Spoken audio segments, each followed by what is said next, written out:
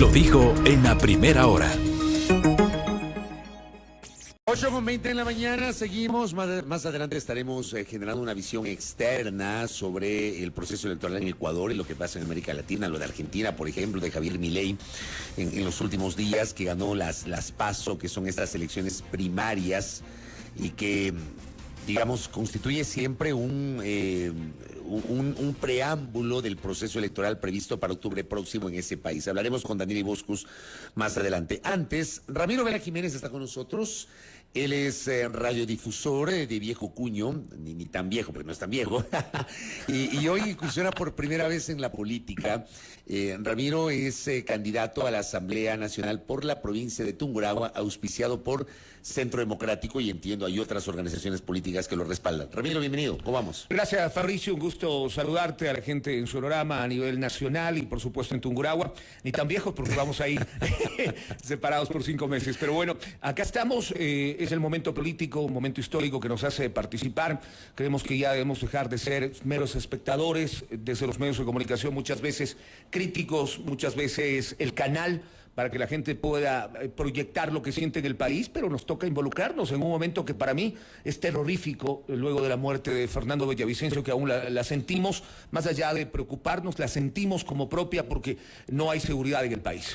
En febrero ya intentaste ser candidato en este caso, a la alcaldía de Ambato. Hubo, entiendo, algún tema administrativo que te impidió ser candidato, pero ese fue el primer paso que Ramiro Vela dio para entrar a la política. ¿Por qué decide entrar a la política más allá del oficio de la comunicación, de la radiodifusión? Bueno, a mí me gustaría decir que el primer paso fue desde cuando empecé a hacer relaciones públicas, porque empezamos en radio, fuimos a medios nacionales de televisión, radio, y luego me incliné por las relaciones públicas. He trabajado para alcaldes, prefectos, gobernación, estuve en el gobierno como gerente de comunicación en algún momento, y eso ya es político, porque acá en el Ecuador tenemos la costumbre de decir no soy político, cuando todos tendríamos que involucrarnos.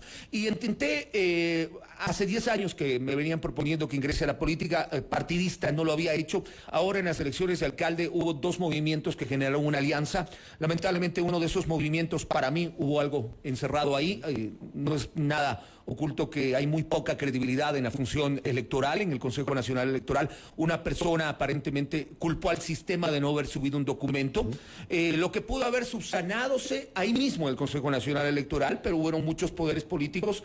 En las encuestas estaba primero en esa preelección, pero pasó lo que debería haber pasado. Los tiempos de Dios son perfectos, no se dio, y justamente yo hacía lo que había dicho que en campaña: si no soy candidato, sigo haciendo mi trabajo, y el siguiente día estuve trabajando en los medios. Ahora, ¿por qué pretender llegar a la Asamblea en este periodo que ha sido identificado de transición, que es un momento muy particular, no solamente en lo político, sino también en lo social, lo que estamos viviendo, que ya bien lo comentaste al inicio, en el eje de seguridad? ¿Por qué quieres ser asambleísta, Ramiro Vela Jiménez? Por lo que tú acabas de comentar, porque es un momento histórico. Si realmente estuviéramos en un momento normal, en unas elecciones normales, no anticipadas, para 4 años seguramente no hubiera sido candidato a asambleísta. Pero la inseguridad, el circo que yo vi, hemos trabajado inclusive alguna vez haciendo cobertura en la asamblea, y lo último que fuimos a ver es una verdadera asamblea. Vimos un circo, una payasada, un debate de poderes, una pugna de poderes, y creo que hay un reto para los futuros asambleístas, cambiar esa imagen que la gente tiene. A nivel mundial, las asambleas, los parlamentos casi nunca tienen una alta popularidad. ¿Por qué? Porque no hacen obras. Pero la gente tiene que entender que la ley es parte fundamental de un país, y tenemos que necesariamente, obligatoriamente generar una asamblea propositiva, no una asamblea conflictiva, que le permita tanto al Ejecutivo como al Legislativo, y por qué no, a la justicia, actuar para darnos la prioridad que hoy tiene Ecuador, que es la inseguridad que vivimos y la seguridad que queremos vivir. Entonces, como ciudadano y como periodista, no sé si a veces te pasa, somos un poquito más sentidos de lo que pasa con los ciudadanos. Dices, no basta solo con denunciar, no basta solo como actuar en el micrófono, podemos hacer algo más, y ahora lo vamos a poder hacer por escrito. Es una alta responsabilidad porque lo vamos a tener que dejar ahí presentado, y ojalá se pueda cumplir. ¿Qué dice el plan de trabajo, la propuesta de trabajo de Ramiro Vela en el evento de llegar a ser elegido asambleísta? Primero, hay muchas leyes que quedaron a medias.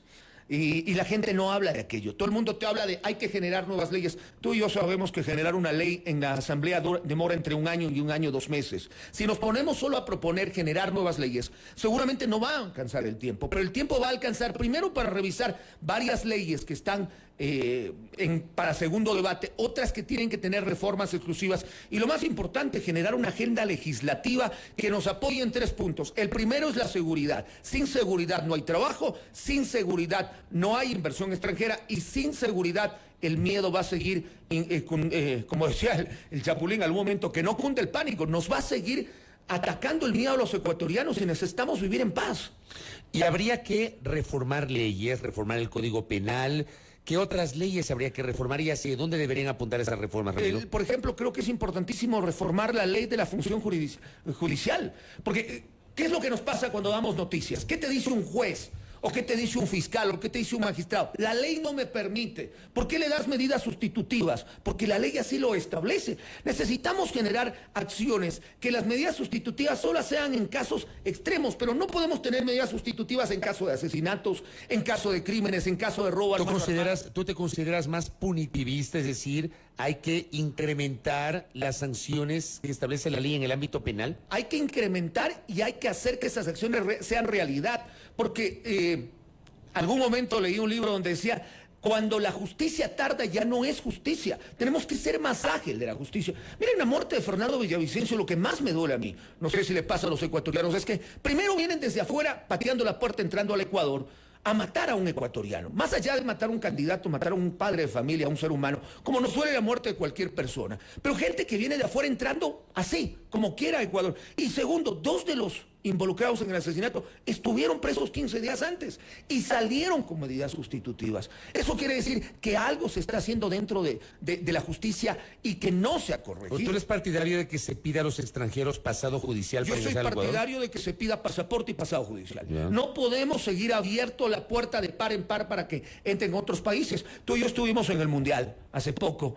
y muchos colegas periodistas pudimos vivir que no es que necesitas simplemente la visa, también necesitas tener un récord y saben para qué entras, cómo entras y quién eres tú. Eso es parte de un cuidado a nuestros ciudadanos. No podemos seguir permitiendo que al país entre cualquiera, pase lo que pase y ahora sí investigar.